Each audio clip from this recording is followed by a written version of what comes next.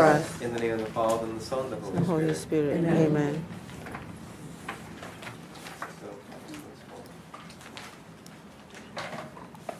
So the topic for this retreat for the Legion of Mary is experience the thirst of Jesus with Mary at the foot of the cross. And hopefully, I'll go here. I don't have a, unless someone has a really thicker magic marker, maybe we can find something tomorrow. Okay. So I don't know if you can really see anything with that, but let me just try this one. Oh, this is not going to work. I can't see, huh? So, experience the thirst of Jesus with Mary at the foot of the cross. So here, it takes us right up immediately. There's no, sort of like prelude to this. We're just right there at Calvary immediately at our retreat. Maybe not the best way to do that. And we're at the central point of salvation history. The thirst of Christ at the foot of the cross. And so, oh, thanks. Yeah, this. Still, yeah, no, thank you. But that's good. The thirst of Christ at the foot of the cross. And one of the 7 last words is I thirst. We'll see that tomorrow in our reading. So the table reading has the 7 last words of Jesus, and I hope we get to go through that whole book. Father Romano Cesario is a Dominican teacher. He actually teaches at St. John's Seminary in Brighton. He teaches the theologians in the Archdiocese of Boston and throughout New England who send their men there. And he's has been designated as a master of the Dominican order, meaning he has a high teaching degree from his own community, and is well respected worldwide. So that's his reflections on Good Friday, and they're for lay people, so we can read at table reading as well. When we look at this thirst of Christ, he says, I thirst. And we know what Jesus is. He's the Son of God, the second person in the Trinity. In the Incarnation, in the womb of Our Lady, a marriage is made between God and mankind.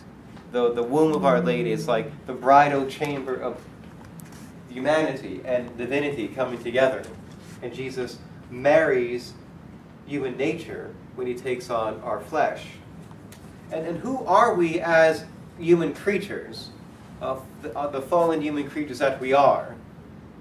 The great Father Thomas Dubay, spiritual writer and author since past, calls mankind an incarnate thirst. We are an incarnate thirst. We are in flesh beings that have a thirst, a desire for something. And what do we desire? We all desire different things. Yeah. Some people desire lots of money. Some of us desire chocolate cake. Some of us desire potato chips. Some of us desire nice movies. Some desire art. Other people desire things that may not be so licit, so to speak. Things like sex, or excessive amounts of money, or greed, or vengeance on others.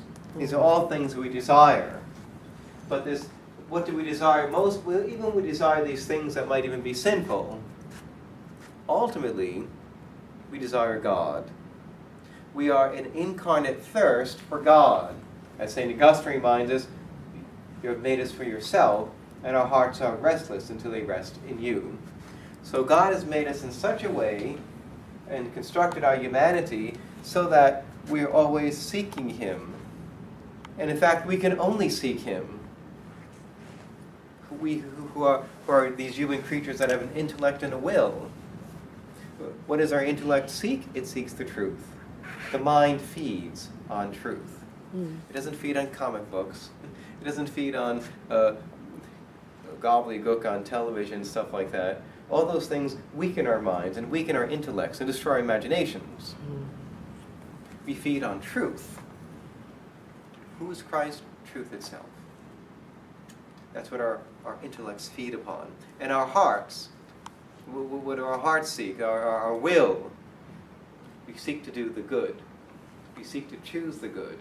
St. Thomas Aquinas reminds us that whenever any choice we make, we're always making a choice for the good, something that we think at least will make us better.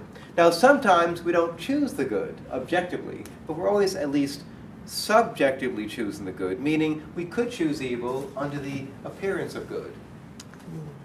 Because the enemy likes to put snares in our way and trip us up and trap us. You know, you had lunch, had the same dinner that I had tonight and stuff like that, and you know, there's a nice strawberry cake over there at the end, and now who of us would say, oh, this is health food? But when you're there and you walk by, it's like, I think this is a good thing for me. Because, let's see, it's the Feast of the Sacred Heart, and I can enjoy this, and it's there, and I paid for this meal, so I'll take a scoop, or two, or no one else wants this? 3. This is good for me. But objectively, maybe your doctor is like, what are you doing here? Or your husband or your wife is like, no, you put that away. But at the moment, we're choosing a good. No one does things to hurt themselves on purpose. Like, oh, a strawberry cake. I want to die of a heart disease, so I'll take a strawberry and I'll walk away. Now, the amazing thing here, there's a study at Johns Hopkins University. Whenever I walk away from the podium, I always go off track. So already we haven't even started yet. So the whole weekend will be like this. Just pretend that I know what I'm doing. So there was a study at Johns Hopkins University of people who I'm not. This is what we all do. So hopefully no one this has happened to you already or something, or a loved one or something. So I'm not making fun of anyone. But people who have had heart attacks and had heart disease or something, and they went there. And they just did a study of all these hospitals, of people who needed like a bypass surgery or something, or had those stents put in and stuff like that to make your circulation flow better. And and if that's ever happened to your loved one, that's a very frightening thing, a heart attack. And it's just like, no more cholesterol ever, ever, ever, ever. And you're just like, of course I would never do that again. It's like oatmeal the rest of my life or something.